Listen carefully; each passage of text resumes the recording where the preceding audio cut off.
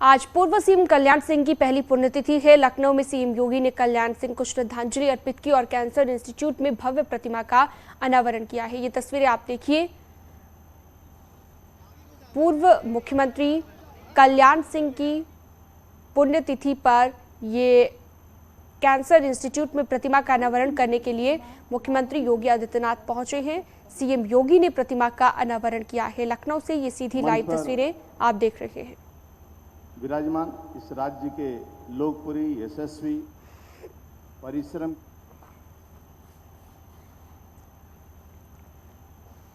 तो पहली पुण्यतिथि है कल्याण सिंह की और उनकी पुण्यतिथि पर श्रद्धांजलि उन्हें अर्पित की जा रही है, नमन उन्हें किया जा रहा है। एक कैंसर इंस्टीट्यूट में उनकी प्रतिमा का अनावरण करने के लिए यहां पर सीएम योगी आदित्यनाथ पहुंचे हैं। दो तस्वीरें आपको लगातार हम दिखा रहे हैं।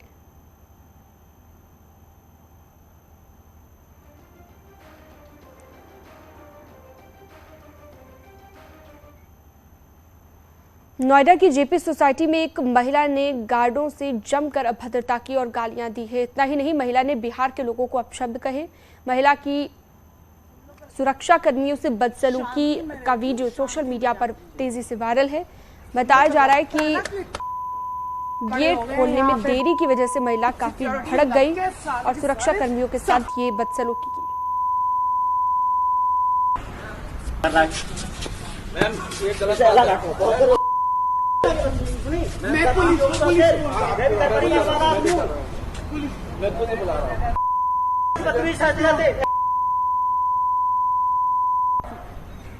शांति में रहती हूँ, शांति में जाती हूँ। तुम लोग को लगता है ना कि पड़े हो गए हैं यहाँ पे सिक्योरिटी लग के साले के सारे सब।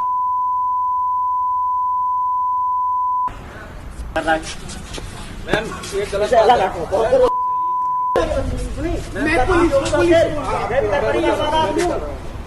मैं पुलिस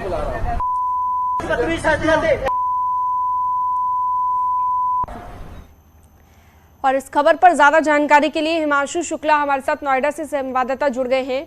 हिमांशु, पूरा मामला बताइए, क्या हुआ और इतनी बदसलूकी पर उतर आई ये महिला?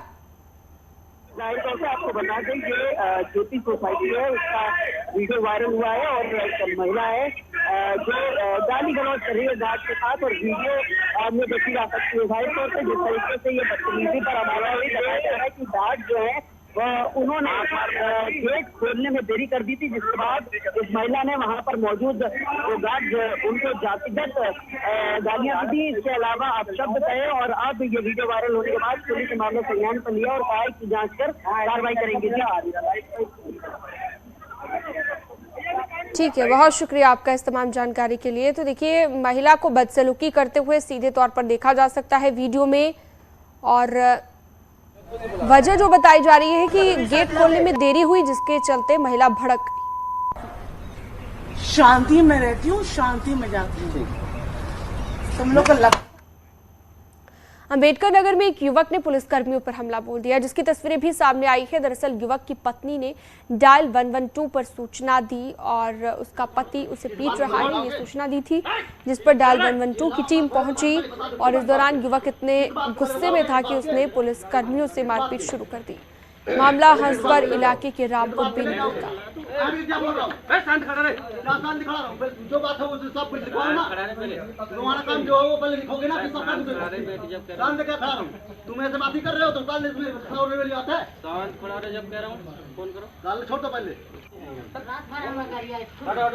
छोड़ो इस बात को बताओगे। संभल में ग्रामीणों ने एक चोर को पकड़ लिया, जिसकी जमकर पिटाई की, जिसके बाद चोर को पुलिस के हवाले कर दिया गया। मामला असमोली इलाके के खानपुर गांव का है। लोगों ने एक बैटरी चोर को रंगे हाथों यहां पर पकड़ा है, जिसके बाद उसकी लाठी डंडे से पिटाई भी कर डाली।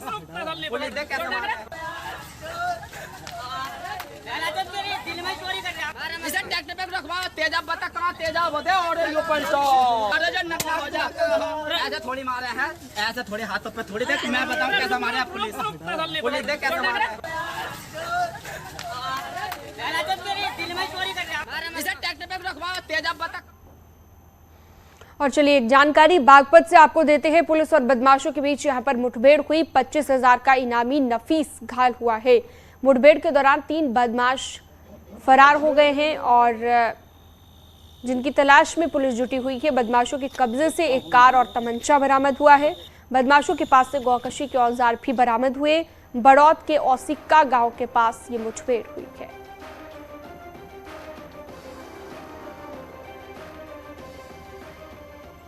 बस नफीस पुत्र रफीक निवासी बड़का, हाल निवासी मुस्तफाबाद दिल्ली के पैर में गोली लगी है, जिसे उपचार हेतु तत्काल CSC भेजा गया है। और 3 बदमाश ईख के खेत जंगल में भाग गए, जिनके लिए कॉम्बिंग की जा रही है। नफीस पर 25,000 रुपये का पुरस्कार घोषित है। तो बदमाशों के कब्जे से एक कार और तमंचा बरामद हुआ है। ये मुठभेड़ हुई है बदमाशों के साथ पुलिस की। बागपत में 25,000 का इनामी नफीस था, जिसे घायल किया गया है। बड़ौद के औसिक्का गांव के पास ये मुठभेड़ हुई है। तस्वीरें आपको दिखा रहे हैं बागपत की।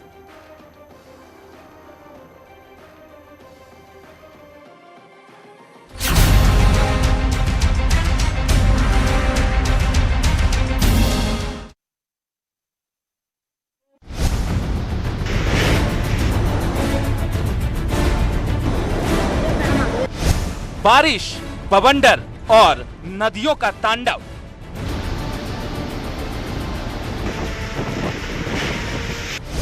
उत्तराखंड में बारिश की विनाश लीला।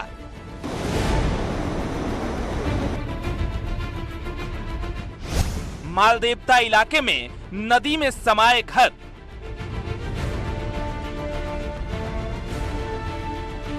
तस्वीर हम दिखाना चाहेंगे अपने दर्शकों को। देखिए किस तरीके से लोगों के जो घर है वो यहाँ पर तबाह हो गए हैं और नदी का ये तेज वेग आप देखिए।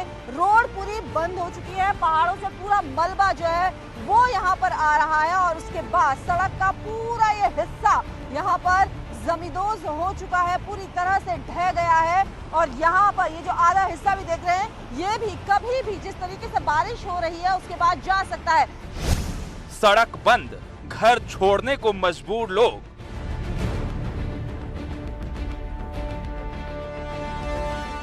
रोड जो है वो पूरी तरह से बंद हो चुकी है। ऊपर से किस तरीके से पानी आ रहा है वो भी ये तस्वीरें आप देख सकते हैं। और ये पूरा मलबा जो है वो लोगों के घरों में घुस गया है। परेशान लोग यहाँ पर हो रहे हैं, अपना घर छोड़कर जाने को लोग मजबूर यहाँ से हो गए। उन लोगों को यहाँ से शिफ्ट किया जा रहा है। बादल फटने से रिजॉर्ट तबाह।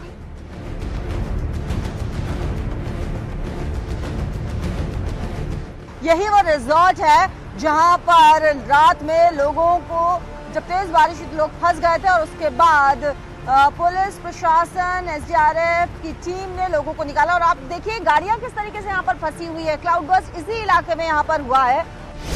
सोंग नदी में समाये कई घर।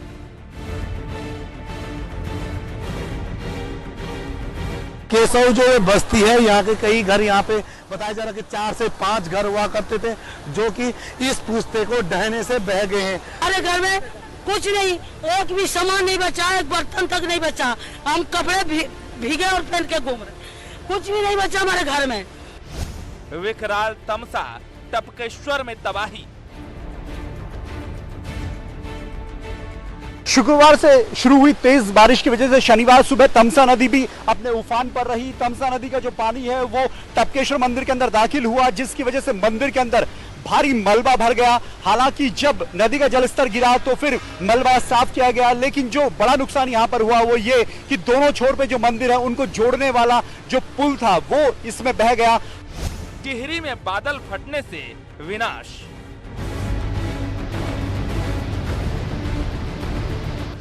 अभी आफत के 48 घंटे बाकी। हिस्सा यहाँ पर ढह गया है और जिस पुल पर हम इस वक्त खड़े हुए हैं ये भी यहाँ पर काफी रिस्की बना हुआ है, इसलिए यहाँ पर भी आने से रोका जा रहा है। नदी का तेज बहाव भी आप यहाँ पर देख सकते हैं किस तरह से नदियां उफान पर आ गई हैं। 24 घंटे की बारिश के बाद इस तरह की स्थिति यहाँ पर हो गई है। प्रदेश भर में तेज बारिश का अलर्ट अगले 48 घंटे के लिए भी मौसम केंद्र की तरफ से जारी किया गया है। पहाड़ पर पानी का प्रलयकाल।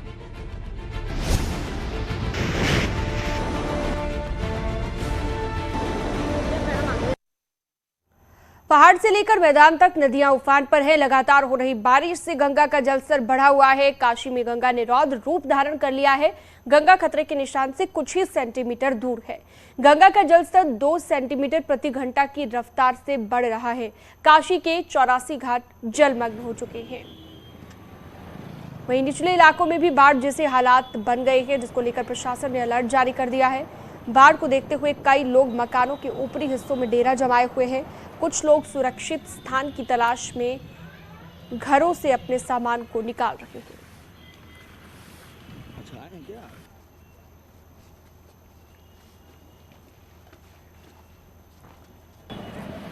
तो गंगा का रौद्र रूप भी आप देख सकते हैं। जलमग्न हो गए हैं घाट।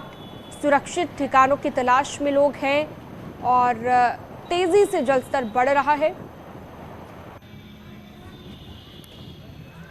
ज्यादा जानकारी के लिए, बातचीत के लिए वाराणसी से उपेंद्र हमारे साथ जुड़ गए हैं। उपेंद्र, क्योंकि गंगा नदी का जलस्तर भी बहुत तेजी से बढ़ रहा है, इस वक्त वाराणसी की क्या स्थिति आप बताएंगे और कहां पर आप मौजूद हैं?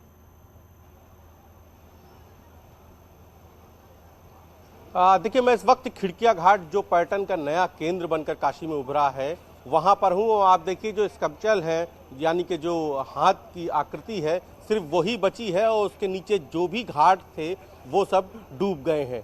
क्योंकि जो यहाँ पर एक सीएनजी का स्टेशन बनाया था, फ्लोटिंग स्टेशन बनाया गया था, इसलिए जो प्रशासन की दूरदर्शिता थी वो इस वक्त पहली बार चूंकि बाढ़ में ये यहाँ पर आई है सीएनजी स्टेशन बनने के बाद। तो देखिए, सीएनजी स्टेशन धारा के ऊपर है, यानी कि जो फ्लोटिंग बनाया गया था, इसलिए उस तरीके की कोई दिक्कत नहीं है। लेकिन पूरा का पूरा घाट डूबा हुआ है। और अगर बात करें बनारस के 84 घाटों की, तो लगभग सभी घाट डूब गए हैं। आपसी संपर्क टूट गया है। गंगा में नाव प्रतिबंधित कर दी गई है। हालांकि घाट के पास भी लोगों को प्रतिबंधित किया गया है, लेकिन जिस तरीके से आप भीड़ देख रहे हैं वो आप बताई जा रही है कि जिस तरीके प्रशासन का आदेश था उसका फिलहाल अभी किसी तरीके से पालन होता नहीं दिख रहा है, क्योंकि यहाँ खिड़किया घाट पर बहुत भीड़ है। और हालांकि प्रशासन ने यहाँ पर किसी भी तरीके की चहलकदमी, किसी भी तरीके की मौजूदगी या लोगों के आने जाने पर जो है रोक लगा रखी है। गंगा में चूंकि पानी जब बढ़ता है तो वरना, क्योंकि उसी से कनेक्ट है राजघाट के पास से, तो वरना के इलाके नदी में भी पानी बढ़ने से जो रिहायशी इलाके हैं, जो वरना की तटवर्ती इलाकों में जो रिहायशी इलाके बसे हुए हैं, वहाँ पानी बढ़ गया है। और इस वजह से लोगों को काफ़ी दिक्कत हो रही है। लोग जो है सामान निकालकर बाढ़ प्रभावित क्षेत्रों से किसी सुरक्षित स्थान पर जा रहे हैं। करीब 126 लोग अब तक जो शिविर बनाया गया है बाढ़ उसका राहत का, वहां पर 126 लोगों को निकाला गया है। ये सभी इलाके सरैया के रहने वाले लोग थे जिनको शिविर में रखा गया है। और अगर हम खेती की बात करें तो करीब 21 हेक्टेयर फसल अब तक प्रभावित हुई है। जो तहसील के आंकड़े हैं, प्रशासन के आंकड़े हैं, उसके हिसाब से करीब 21 हेक्टेयर फसल बर्बाद होने की रिपोर्ट दी गई है। और बताया जा रहा है कि गंगा के पानी का बढ़ाव यदि इसी तरह जारी रहा अच्छा तो उपेंद्र, जो पर्यटक है वहां पर, वरना में उनको लेकर भी क्या कोई अलर्ट है? क्योंकि सब लोग यहाँ पर सेल्फी लेते नजर आ रहे हैं, लेकिन गंगा का जलस्तर भी तेजी से बढ़ रहा है। बिल्कुल, देखिए, वाराणसी के डीएम ने साफ तौर पे आदेश दिया है कि किसी तरीके से गंगा में नाव नहीं चलेंगी, ना लोग घाट पे पहुंचेंगे, इसलिए घाट जाने वाले रास्ते बंद कर दिए गए हैं। लेकिन फिलहाल अभी वैसा आदेश का खिड़किया घाट पर असर नहीं दिख रहा है। 80 में चूंकि घाट के ऊपर सड़क तक पानी आ गया है 80 घाट पर, तो वहां पर सड़क से ही बैरिगेटिंग लगा दी गई है। यानी कि पूरे इंतजाम को मिलाकर इस चीज को लेकर भी किए गए हैं, इस लिहाज से भी किए गए हैं ताकि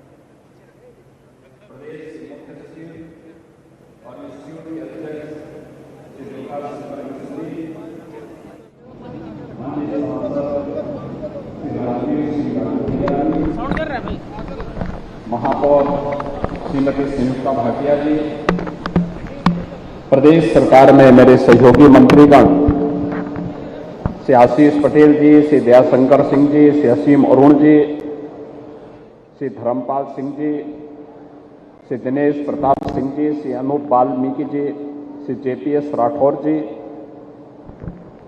मान्य विधायक श्री नीरज वोरा जी, श्री योगेश शुक्ला जी, अमरीश कुमार रावत जी, प्रदेश से मुख्य सचिव और इंस्टीट्यूट के अध्यक्ष श्री दुर्गा शंकर मिश्र जी, प्रमुख सचिव चिकित्सा शिक्षा से आलोक कुमार जी, SGPDI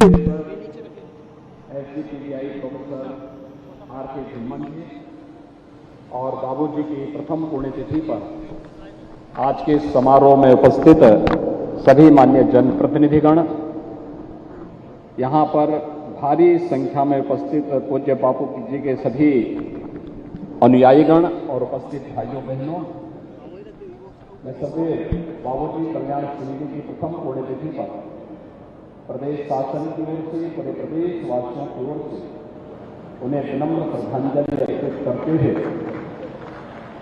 प्रथम पुण्यतिथि पर उनकी पहली प्रतिमा इस नवनिर्मित कैंसर इंस्टीट्यूट में स्थापित हुई है, जिसका नामकरण राज्य सरकार ने सरदेव बाबूजी के ही नाम पर रखा है। मैं इस अवसर पर उनका स्मरण करते हुए, उन्हें नमन करते हुए प्रदेश शासन की ओर से और प्रदेशवासियों की ओर से उन्हें विनम्र श्रद्धांजलि अर्पित करता हूं। भाइयों बहनों, जब सुशासन की बात आती है तो आजादी के बाद पहली ऐसी सरकार जो हम सब की स्मृतियों में है और जिस सरकार ने जो कहा सो करके दिखाया, वह सरदेव बाबूजी कल्याण सिंह जी की ही सरकार थी जो 1991 में बनी थी। जिस सरकार ने प्रदेश में सुशासन के कुछ मानक तय किए थे, उस मानक के अनुरूप अपनी कार्य पद्धतियों के माध्यम से इस सरकार की नीतियों के कारण प्रदेश में जगह जगह दंगे हो रहे थे, प्रदेश में आतंकवाद की सुगबगाहट हो रही थी। उन स्थितियों में स्वर्गीय कल्याण सिंह जी ने उस कालखंड में प्रदेश की बागडोर संभाली थी। कार्यकाल एक बहुत सीमित समय का था, लेकिन उस सीमित समय के कार्यकाल के दौरान ही सरकार की धमक क्या होनी चाहिए, यह उन्होंने उस समय साबित करके सुशासन के पुख्ता नींव जो डाली थी, वही पुख्ता नींव आज प्रदेश के समग्र विकास का आधार बन रही है। आज आदरणीय प्रधानमंत्री जी के नेतृत्व में जब उत्तर प्रदेश देश की सबसे बड़ी अर्थव्यवस्था बनने की ओर अग्रसर है, मैं मान सकता हूं कि सुशासन की उस नींव को आधार देने में 1991 में सरदेव बाबूजी के नेतृत्व की सरकार की जो कार्य पद्धति थी, वह भी कहीं न कहीं निर्णायक साबित हुई है। मैं इस अवसर पर उन्हें प्रदेश शासन की ओर से विनम्र श्रद्धांजलि अर्पित करता हूं। ये मेरा सौभाग्य है और हमारी सरकार का सौभाग्य है कि हमने बाबूजी के दिवंगत होने पर इस संस्थान का नामकरण सरदेव बाबूजी के ही नाम पर, हम सब जानते हैं प्रदेश का पहला कैंसर इंस्टीट्यूट है जो इस समय 734 बेड्स का है और इसे बढ़ाकर के हम 1200 बेड्स का बनाने की क्षमता रखते हैं। अत्याधुनिक सुविधा से युक्त उत्तर प्रदेश की जनता के लिए बाबूजी के नाम के अनुरूप यह प्रदेश के कल्याण का कारक बने, इसलिए सरदेव Babuji Kalyan Singh super speciality cancer hospital के रूप में इस संस्थान के इंस्टीट्यूट के रूप में इस संस्थान को विकसित किया गया है और यह संस्थान अपना कार्य प्रारंभ किया है। कोविड के दौरान भी प्रदेशवासियों को बेहतरीन स्वास्थ्य सुविधा उपलब्ध करवाने के साथ ही यहां पर कैंसर के उपचार की सुविधा यहां पर अब प्रारंभ हो चुकी है और इसके लिए हम लोगों ने टाटा कैंसर इंस्टीट्यूट के साथ अपनी बातचीत को आगे बढ़ाया है, जिससे हम उसी तर्ज पर इस कैंसर इंस्टीट्यूट को विकसित करते हुए देश के अत्याधुनिक सुविधाओं से युक्त कैंसर इंस्टीट्यूट उत्तर प्रदेश के अंदर उपलब्ध करवाने के लिए कार्रवाई को आगे बढ़ा सकें और जो कि प्रदेश के अंदर सुशासन और लोक कल्याण का मार्ग कभी स्वर्गीय बाबूजी ने अपनी कार्य पद्धति के साथ आगे बढ़ाया था। इसलिए जब नामकरण की बात आई तो हम लोगों ने सरदेव बाबूजी के नाम पर इस संस्थान का नामकरण किया और आज उनकी प्रथम पुण्यतिथि पर प्रदेश भर में उनकी पहली प्रतिमा यही इस कैंसर इंस्टीट्यूट में स्थापित हो रही है, जो उन्हीं के नाम पर स्थापित किया गया है। मैं विश्वास व्यक्त करता हूं कि यह स्वर्गीय कल्याण सिंह जी के नाम के अनुरूप उत्तर प्रदेश और उत्तर भारत के नागरिकों को कैंसर से मुक्ति देकर के उनके जीवन को कल्याण के पथ पर अग्रसर करने में यह संस्थान अग्रसर होगा। इस विश्वास के साथ आज उत्तर प्रदेश ने स्वास्थ्य क्षेत्र में जो कार्य किया है, भाइयों बहनों, प्रत्यक्षम किम प्रमाणम, किसी व्यक्ति की योग्यता की कसौटी का मानक उसका भाषण या उसके द्वारा प्रचार प्रसार नहीं हो सकता। संकट के समय जब मानवता संकट के दौर से गुजर रही हो या किसी विपत्ति के समय ही किसी की योग्यता और उसकी क्षमता का आंकलन और उसकी योग्यता की कसौटी का आंकलन किया जा सकता है। इस सदी की सबसे बड़ी महामारी के दौरान उत्तर प्रदेश ने साबित किया है कि इसके अंदर क्षमता है, वह बड़ी से बड़ी चुनौती का सामना कर सकता है और कोरोना जैसी महामारी को नियंत्रण करने का कार्य रहा या बेहतरीन कोविड प्रबंधन का कार्य, आज उत्तर प्रदेश एक जनपद एक मेडिकल कॉलेज की बनाने की ओर अग्रसर हो चुका है। हम लोगों ने बुलंदशहर मेडिकल कॉलेज का नामकरण भी सरदेव बाबूजी के ही नाम पर रखने की कार्रवाई प्रारंभ की है। वहां पर भी एक प्रतिमा बाबूजी की लगने वाली है। वहां मेडिकल कॉलेज का निर्माण युद्ध स्तर पर चल रहा है। 2023 से हम उसमें भी सत्र प्रारंभ करने जा रहे हैं और उस समय भी वहां पर एक भव्य प्रतिमा का निर्माण का कार्यक्रम वहां पर भी होगा। हमें अपने महापुरुषों को उनके व्यक्तित्व के अनुरूप सम्मान देने और अपनी धरोहर को क्षुण्ण बनाए रखने के कार्य को आगे बढ़ाने की आवश्यकता है। तभी वर्तमान पीढ़ी उनके यशस्वी व्यक्तित्व और कृतित्व से प्रेरणा ग्रहण करके अपने उज्ज्वल नए भविष्य की तस्वीर को आगे बढ़ा सकती है और यह कार्य उत्तर प्रदेश सरकार आज वर्तमान में कर रही है। कोविड प्रबंधन का कार्य हो या उत्तर प्रदेश जैसे राज्य में जहां पर 70 वर्षों में केवल 12 मेडिकल कॉलेज गवर्नमेंट के स्तर पर बन पाए थे, सरकारी स्तर पर 12 मेडिकल कॉलेज, आज उसी प्रदेश में विगत 5 वर्ष के अंदर हम लोगों ने 35 नए मेडिकल कॉलेज राज्य शासन के और केंद्र सरकार के संयुक्त प्रयास से आगे बढ़ाए हैं। एम्स गोरखपुर भी प्रारंभ हो चुका है। वाराणसी में कैंसर इंस्टीट्यूट प्रारंभ हो चुका है और अब प्रदेश इस दिशा में कि हम एक जनपद एक मेडिकल कॉलेज बनाने की ओर अग्रसर हैं, इस दिशा में भी हम लोगों ने अपने प्रयास को तेजी के साथ आगे बढ़ाना प्रारंभ कर दिया है।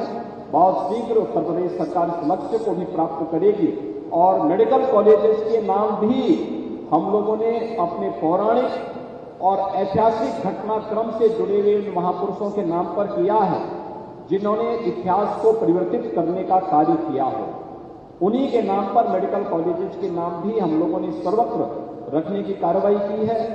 आज मुझे प्रसन्नता है कि सरदेव बाबूजी की प्रथम पुण्यतिथि पर इस कैंसर इंस्टीट्यूट पर उनके व्यक्तित्व के अनुरूप और उनके परिवारजनों की भावनाओं के अनुरूप, उनके अनुयायियों की भावनाओं के अनुरूप इस प्रतिमा का, इस भव्य प्रतिमा का लोकार्पण का कार्यक्रम संपन्न हुआ है और आने वाले समय में बाबूजी के नाम को आगे बढ़ाने के लिए राज्य शासन ने जो कार्य पद्धति आगे बढ़ाई है, समग्र ग्राम्य विकास की जितनी भी कार्रवाई हमारी आगे बढ़ेगी, यह बाबूजी कल्याणशील समग्र ग्रामीण विकास की कार्य योजना उन्हीं के नाम पर आगे बढ़ेगी। प्रदेश के अंदर ग्रामीण क्षेत्र में जहां पर 2017 के पहले गांव में आप देखते थे अंधकार दिखाई देता था, आज आप जाते होंगे उत्तर प्रदेश में। मैं अभी 5 दिन पहले सहारनपुर से लखनऊ आ रहा था और फिर अगले दिन लखनऊ से रात्रि को गोरखपुर जा रहा था। मैं देख रहा था सहारनपुर से लेकर गोरखपुर तक, यानी एक पूरब में है एक पश्चिम में है। मुझे चारों ओर जहां भी मैं नजर दौड़ाता था हर गांव में एलईडी स्ट्रीट लाइट जगमगा रही थी। ये स्वर्गीय बाबूजी के व्यक्तित्व का करामात है कि बाबूजी कल्याण सिंह समग्र ग्रामीण विकास की जिस कार्य योजना को वर्तमान में राज्य शासन आगे बढ़ा रही है, उसके तहत हर ग्रामीण क्षेत्र में एलईडी लाइट की जगमगाहट भी प्रदेश के समग्र विकास की तस्वीर को प्रस्तुत करता है और ये कार्यक्रम एक निरंतरता को लेकर के आगे बढ़ेंगे। इस विश्वास के साथ सरदेव बाबूजी की प्रथम पुण्यतिथि के अवसर पर मैं उन्हें प्रदेशवासियों की ओर से विनम्र श्रद्धांजलि अर्पित करते हुए विश्वास व्यक्त करता हूं कि कैंसर संस्थान बहुत शीघ्र नाम के अनुरूप अपनी कार्य पद्धति के माध्यम से प्रदेश और देश में अपना नाम स्थापित करेगा। इसकी शुभकामना देते हुए आज यहाँ पर कैंसर इंस्टीट्यूट से जुड़े हुए तमाम नए आयाम यहाँ पर स्थापित हुए हैं, उसका भी लोकार्पण का एक वर्चुअल कार्यक्रम यहाँ पर संपन्न हुआ है। मैं इसके लिए स्वर्गीय Kalyan Singh cancer super speciality institute के इस पूरे संस्थान को हृदय से बधाई देता हूं और विश्वास व्यक्त करता हूं कि नाम के लोग अपनी कार्य पद्धति से प्रदेशवासियों को और देशवासियों को इसका लाभ यह संस्थान उपलब्ध कराने में सहायक सिद्ध होगा। इस पूरे उपक्रम के प्रति मेरी शुभकामनाएं हैं। मैं सर्वदेव बाबू जी को उनकी प्रथम पुण्यतिथि पर विनम्र श्रद्धांजलि अर्पित करते हुए अपनी वाणी को यहीं पर विराम देता हूं। धन्यवाद। जय हिंद।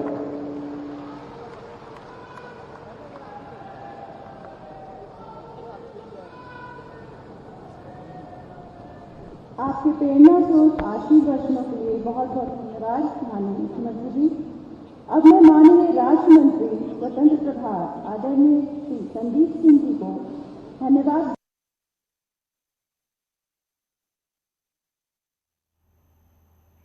मुख्यमंत्री योगी आदित्यनाथ को आप सुन रहे थे, जिन्होंने कई बड़ी बातें आज पुण्यतिथि पर श्रद्धांजलि अर्पित करते हुए कही। तो आज यादों में कल्याण सिंह, जिनके लिए आज उत्तर प्रदेश की राजधानी लखनऊ में जो कार्यक्रम आयोजित किया जा रहा है, उसमें मुख्यमंत्री योगी आदित्यनाथ ने सबसे पहले तो पहुंचकर 9 फीट ऊंची कांस्य की प्रतिमा का अनावरण किया है। और आप सुन भी रहे थे मुख्यमंत्री योगी आदित्यनाथ को, बीजेपी आज के दिन को भव्य बनाने की तैयारियों में काफ़ी दिन से लगी हुई थी। तो आज ऐसे में बड़ा दिन उत्तर प्रदेश की सियासत के लिए, उत्तर प्रदेश में बीजेपी पार्टी के लिए, जहां पर आज एक बड़े कार्यक्रम का आयोजन किया गया राजधानी लखनऊ में, साथ ही कई जिलों में और भी कई कार्यक्रम का आयोजन किया गया है। मुख्यमंत्री योगी आदित्यनाथ इस समय लखनऊ में कैंसर इंस्टीट्यूट में मौजूद है, जहां पर मुख्यमंत्री के साथ दोनों डिप्टी सीएम केशव प्रसाद मौर्य, ब्रजेश पाठक भी मौजूद हैं। मुख्यमंत्री योगी आदित्यनाथ ने बड़ी बातें कही हैं कि महापुरुषों को सम्मानित करने की ज़रूरत है। इससे नए लोग, नई पीढ़ी जो हमारे साथ जुड़ रही है, उनको और प्रेरणा मिलती है। साथ ही पार्टी के बारे में और भी महत्वपूर्ण बातें जानने का मौका मिलता है।